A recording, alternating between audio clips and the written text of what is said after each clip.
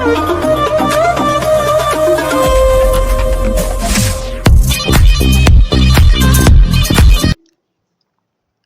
Hello दोस्तों, मेरा नाम है देवांश, आप सभी का दोस्त, आप सभी का बड़ा भाई, आप सभी का बहुत बहुत स्वागत करता हूं अपने YouTube चैनल में। तो दोस्तों आज हम क्लास 6 के सेकंड चैप्टर का क्वेश्चन आंसर करेंगे, जो कि बहुत ही ज्यादा इंपॉर्टेंट है हमारे यूपीएससी एग्जाम के लिए। ठीक है दोस्तों, हम बहुत ही अच्छे तरीके से, बहुत ही बेहतरीन तरीके से क्वेश्चन को सॉल्व करेंगे। ठीक है, आइए हम पहले क्वेश्चन को देखते हैं, हमारे चैप्टर 2 के पहले क्वेश्चन को देखते हैं। ठीक है, आइए देखते हैं। ठीक है, बहुत ही अच्छे तरीके से समझेंगे दोस्तों। हाँ, एक बात आप सभी को बता दूं, ठीक है, हमारे पास मास्टर बोर्ड नहीं है, ना ही हमारे पास मास्टर स्क्रीन है, लेकिन हमारे पास बोर्ड तो है। बोर्ड पे बहुत ही अच्छे तरीके से हम चीज़ों को समझेंगे। ठीक है, और आप सभी को मैंने क्लिप में ऐड कर दिया है क्वेश्चन को। ठीक है, उसको देखिए और मैंने एनिमेशन के थ्रू क्या है क्वेश्चन को ऐड कर दिया है, और क्वेश्चन को देखिए और समझिए, और ध्यान से समझिए, ध्यान से देखिए। ठीक है, हम बुक से आप सभी को क्वेश्चन को पढ़ाएंगे, आप सभी को बोर्ड में देखना है, आप सभी को क्वेश्चन मिल जाएगा, उसका विकल्प मिल जाएगा, आप सभी को देखना और राइट करना है। ठीक है, आइए हम स्टार्ट करते हैं। पहला क्वेश्चन क्या है हमारा, चैप्टर 2 का पहला क्वेश्चन क्या है, उसको बहुत ही अच्छे तरीके से, हर एक क्वेश्चन को बहुत ही अच्छे तरीके से समझेंगे दोस्तों। आप सबको टेंशन लेने की कोई जरूरत नहीं। हमारा पहला क्वेश्चन क्या है, आइए देखते हैं। ठीक है, निम्नलिखित पुरस्थलों में से किस स्थान से, क्या किस स्थान से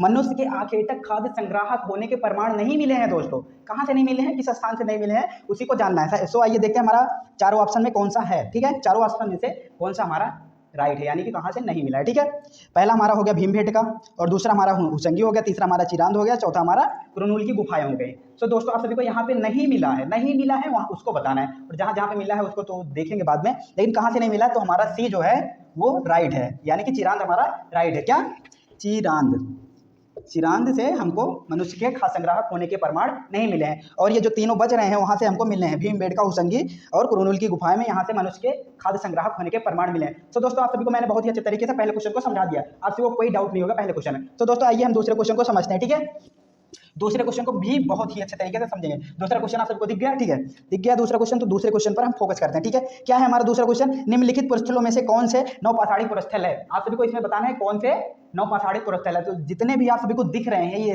जितने भी ऑप्शन दिख रहे हैं सभी हमारे नौपाषाणी पुरस्थल है। ठीक है, क्या क्या है, पहला मेहरगढ़ हो गया, दूसरा बुर्जहोम हो गया, तीसरा महागढ़ हो गया, चौथा हमारा कोलडीवा हो गया, पांचवा हमारा दाउजली हेडिंग हो गया। ये सारों के सारे जो है जितने भी हैं, जितने भी ऑप्शन में सारे के सारे नौपाषाणी पुरस्थल है। ठीक है, और हमारा ये भी क्लियर हो गया, सारे के सारे क्वेश्चन, सारे के सारे ऑप्शन नौपाषाणिक के हैं। ठीक है, सारे के सारे ऑप्शन हमारे नौपाषाणिक काल के हैं, नौपाषाणिक के हैं। ठीक है, हमारा दूसरा क्वेश्चन भी बहुत ही अच्छी तरीके से क्लियर हो गया दोस्तों। ठीक है, आप सबको दूसरे क्वेश्चन में तो डाउट नहीं रहा होगा, कोई भी डाउट नहीं होगा, तो हमने इतनी अच्छी तरीके से पढ़ाया ही आप सबको। तीसरा क्वेश्चन को देखते हैं दोस्तों, बिना किसी वेस्ट के हम लोग स्टार्ट करते हैं तीसरे को भी। बहुत ही अच्छे तरीके से तीसरे क्वेश्चन को भी हम समझेंगे दोस्तों। ठीक है, पूरा पाषाण कालीन, पाषाण यानी कि पूरा पाषाण कालीन के पाषाण औजार जो होते थे, जो है औजार के निर्माण के संदर्भ में निम्नलिखित कथनों पर विचार करना है। क्या, पूरा पाषाणकालीन पाषाण औजारों के निर्माण के संदर्भ में निम्नलिखित कथनों पर विचार करना है। तो दोस्तों पहला कथन क्या है हमारा, पत्थर के इन औजार के बनाए जाने का स्थान उद्योग स्थल यानी कि फैक्ट्री साइट कहलाता था। हाँ, पहला क्वेश्चन हमारा राइट है। ठीक है, पहला क्वेश्चन हमारा राइट है। अभी हम इसको समझेंगे। पहला क्वेश्चन हमारा राइट है, पहला कथन हमारा राइट है। ठीक है, दूसरा कथन क्या है हमारा, पत्थर के इन औजारों के निर्माण में प्रयोग की जाने वाली तकनीकों को दबाव सल्क तकनीक यानी कि उसे अंग्रेजी में हम प्रेशर फ्लैगिंग कहते थे। ठीक है, समझ में आया क्या कहता है दूसरा क्वेश्चन? दूसरा कथन हमारा क्या है, पत्थर के इन औजारों के निर्माण में प्रयोग की जाने वाली तकनीकों में, दो तकनीकें थी दोस्तों, लेकिन इसमें दो एक दिखाया गया, तो उसी को हम समझेंगे। ठीक है, दोनों के दोनों कथन हमारे सही है, लेकिन हमारे दूसरे में एक चीज और ऐड हो जाएगा। क्या, कि एक पत्थर से पत्थर टकराना होता था। ठीक है, हम लिख देते पत्थर से पत्थर टकराना, टकराना। ठीक है, ये हमारी पहली तकनीक हो गई। दूसरी तकनीक हमारा क्या है, दबाव सल्क तकनीक, दबाव सल्क तकनीक। ठीक है दोस्तों, ये हमारे दो तकनीक थी जिससे हमारे क्या बनाए जाते थे। देखिए हम बहुत ही अच्छे तरीके से समझ लेते हैं। पहला तकनीक हमारा पत्थर से पत्थर टकराना हो गया, दूसरी तकनीक हमारा दबाव सल्क तकनीक हो गया। ठीक है, हमने दूसरा कथन भी हमारा, इसमें से मान लीजिए दोनों के दोनों कथन सही है। क्या, दोनों के दोनों कथन सही है, पहला दूसरा कथन सही है, लेकिन दूसरे में पहले एक ही तकनीक बताया गया था, हमने दूसरी भी तकनीक बता दी है। ठीक है, आप सबको समझ में गया पहला। और हाँ, इसमें क्या कहला, पहले कथन में पत्थर के इन औजारों के बनाए जाने वाले का मतलब जहाँ पत्थर बनाए जाते थे, पूरा पाषाणकालीन पत्थर जहाँ बनाए जाते थे उस स्थान को क्या कहते हैं, उद्योग स्थल, जिन्हें हम क्या कहते हैं, फैक्ट्री, इंग्लिश में क्या कहते हैं, फैक्ट्री साइट। सो आप सभी को समझ में आ गया। ठीक है, हमने तीसरे क्वेश्चन को बहुत ही अच्छे तरीके से समझ लिया दोस्तों। ठीक है, हमने तीसरे क्वेश्चन को भी बहुत ही अच्छे तरीके से समझ लिया है। ठीक है, कैसे नहीं समझ में आ गया, मैंने अच्छे तरीके से समझाया है।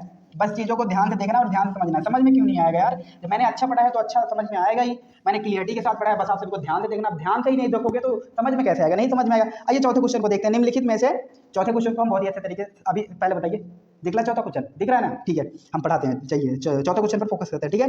निम्नलिखित में से राग के साक्ष्य किस पुरापाषाणिक स्थल से मिले हैं? अब देखिए 4 ऑप्शन देखिए लिखे गए हैं। अब इसमें क्या समझाने की बात है? कुछ नहीं। देखिए चौथा क्वेश्चन पढ़ लिए।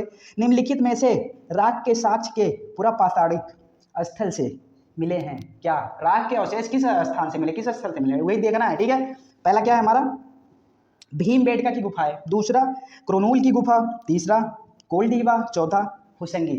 तो दोस्तों इसमें जाहिर सी बात है और आप सभी को पता भी होगा, तो हमारा बी जो है, B option is a right, यानी कि क्रोनूल की गुफाएं में हमें राग के अवशेष मिले हैं, ठीक है। समझ में आ गया? यही तो पूछा गया दोस्तों, निम्नलिखित में से राग के साक्ष्य किस पाषाणिक पुरस्थल से मिले हैं, किस स्थल से मिले हैं? तो आप सबको सीधा सीधा बता देना है, क्रोनूल की गुफाएं से मिला है। क्रोनूल की गुफाएं देखते लिख देते हैं यार, क्रोनूल की गुफा से मिला है, गुफा से मिला है, गुफा से मिला है, गुफा से मिला है। कोई दिक्कत नहीं? दिक्कत ओके ठीक है।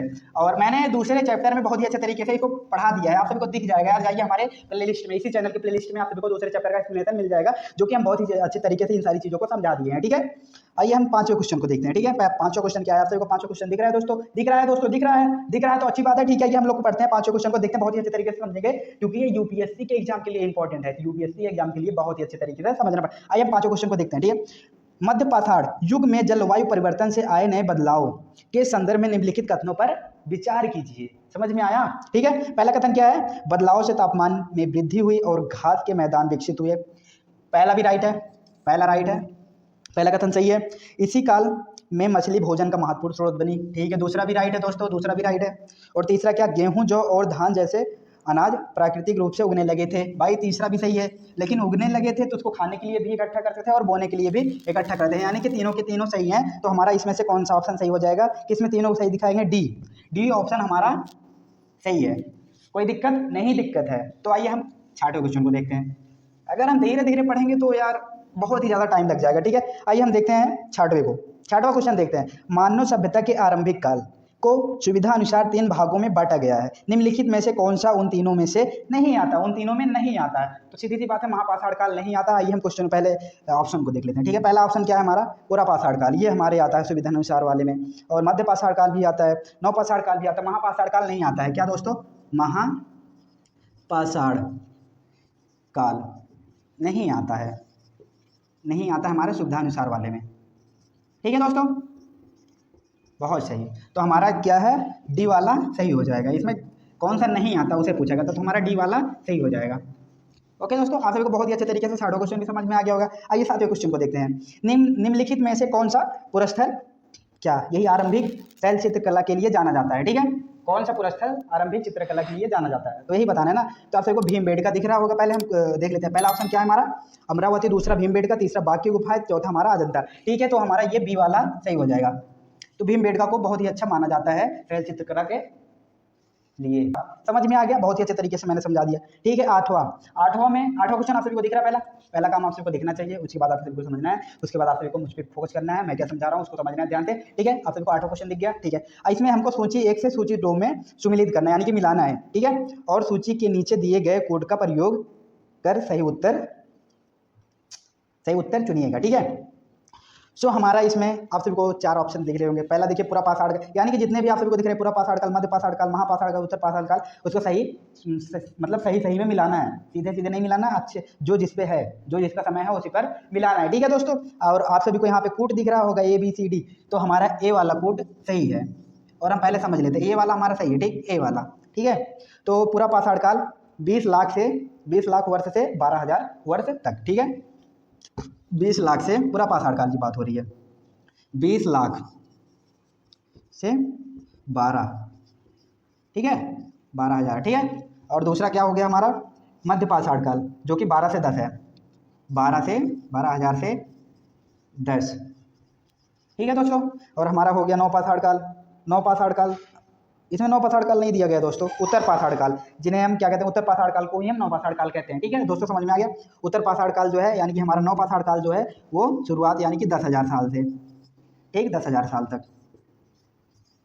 इसमें स्टार्टिंग नहीं हुई, वही माना ही गया 10,000 से। ठीक है, हमारा लास्ट क्या बचता है, महापाषाण काल। सो महापाषाण काल जो है 2500 से कब 1900 तक। समझ में आ गया दोस्तों। अब आप सभी को इसमें ज़्यादा समझाने की जरूरत ही नहीं है।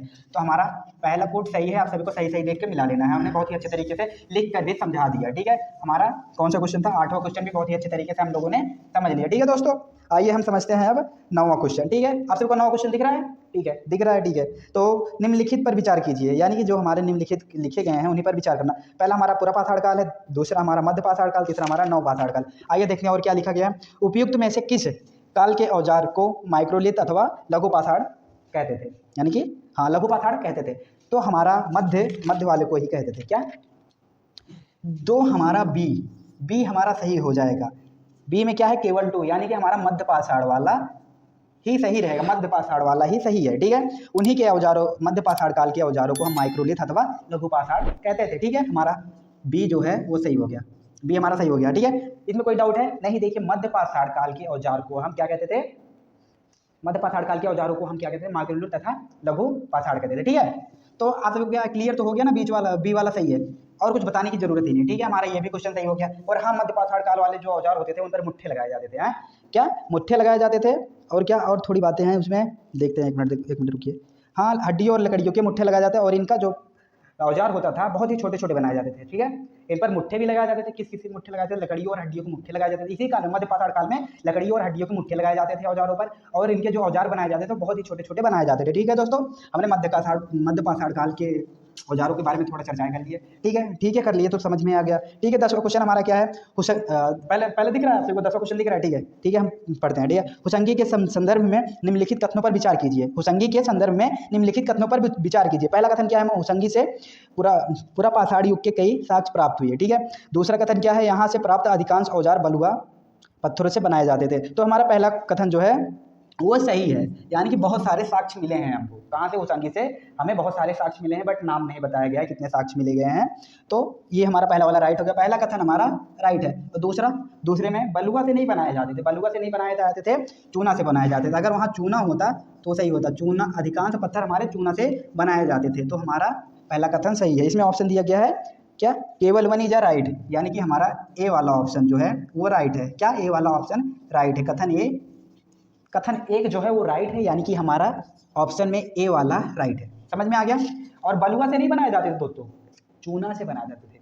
अधिकांश पत्थर जो है हुसंगी में चूना से बनाए जाते थे। ठीक है, मैंने अच्छी तरीके से समझा दिया। ठीक है, और आइए देखते हैं हमारा एक लास्ट, यानी कि आखिरी क्वेश्चन क्या है, 11 क्वेश्चन हमारा क्या है, भारत में शुतुरमुर्ग के साक्ष्यों के संदर्भ में निम्नलिखित कथनों पर विचार कीजिए। भारत के शुतुरमुर्ग होने के पहले देखिए, एक मिनट देखिए। हाँ देखिए, पहला कथन क्या है, भारत में शुतुरमुर्ग के होने के प्राचीनतम प्रमाण नवपाषाण युग से प्राप्त किए। बिल्कुल गलत भाई, पूरा पाषाण से प्राप्त हुए, गलत, पहला कथन गलत। दूसरा, आंध्र प्रदेश के पटने नामक पुरस्थल से शुतुरमुर्ग के अंडों के अवशेष मिले, नहीं, मुंबई के पटने से मिले हैं। तो दूसरा वाला भी गलत। तीसरा हमारा क्या है, प्रागैतिहासिक काल में शुतुरमुर्ग के अंडों के छिलकों पर चित्रांकन और इनसे मन के बनाए जाने के प्रमाण मिले। ये जा राइट आंसर। तीसरा वाला हमारा कथन सही है। सो इसमें आप सभी को क्या सही हो जाएगा, केवल सी हमारा सही है। ठीक है, सारे क्वेश्चन को मैंने बहुत ही अच्छे तरीके से समझा दिया। और चैप्टर 2 हमारे क्लास 6 का चैप्टर 2 सारे क्वेश्चन को मैंने समझ लिया और अच्छी तरीके से समझ लिया। जैसे आप सभी को कहीं डाउट होता है दोस्तों ना, एक काम करिएगा, डाउट तो नहीं होगा बट डाउट होता है तो आप सबको धीरे से देखना, धीरे धीरे देखना और धीरे धीरे समझना है। बहुत ही अच्छे तरीके से मैंने करवाया है और बहुत ही अच्छी बुक है यार, यूपीएससी के लिए ही है। और इसमें सारे फालतू कुछ नहीं करवाया गया। सेकंड चैप्टर में जितने, यानी कि बहुत मोस्ट इंपॉर्टेंट क्वेश्चन हमने करवाए हैं। 11 क्वेश्चन है, जो कि हमारा, आप सभी को ऐसा लग रहा होगा मैंने पूरे चैप्टर को पढ़ लिया। हाँ यार, पूरा पढ़ लिया, बट मैंने ज़्यादा एक्सप्लेनेशन नहीं किया क्योंकि आप कंफ्यूज हो जाते हैं। बिना चैप्टर को पढ़े आप सभी इसको मत करिएगा। ये जो हमारी वीडियो है बिना चैप्टर 2 को पूरा अच्छी तरीके से पढ़े नहीं देखिएगा। हमारे लिस्ट में आप सभी को चैप्टर 2 का एक्सप्लेनेशन बहुत ही अच्छे तरीके से मैंने करवाया, वहाँ पर देखिए, उसके बाद क्वेश्चन को देखिए, बहुत ही अच्छे तरीके से समझ में आ जाएगा। जैसे आप सभी को मैंने बोला ना, कहीं अगर डाउट होता है ना तो धीरे धीरे देखिए, और चीज़ों को मैंने बहुत ही अच्छे तरीके से, बहुत ही क्लियरिटी के साथ पढ़ाया है। ठीक है, और मैंने कहीं गलत नहीं पढ़ाया, ना ही कहीं डाउट में रखकर पढ़ाया है, बहुत ही अच्छे तरीके से पढ़ाया है। ध्यान से देखिए, ध्यान से समझिए, जो चीज़ें हैं सारी चीज़ें आपको बहुत ही अच्छे तरीके से समझ में आ जाएंगी दोस्तों। सो वीडियो अच्छी लगे तो लाइक एंड सब्सक्राइब।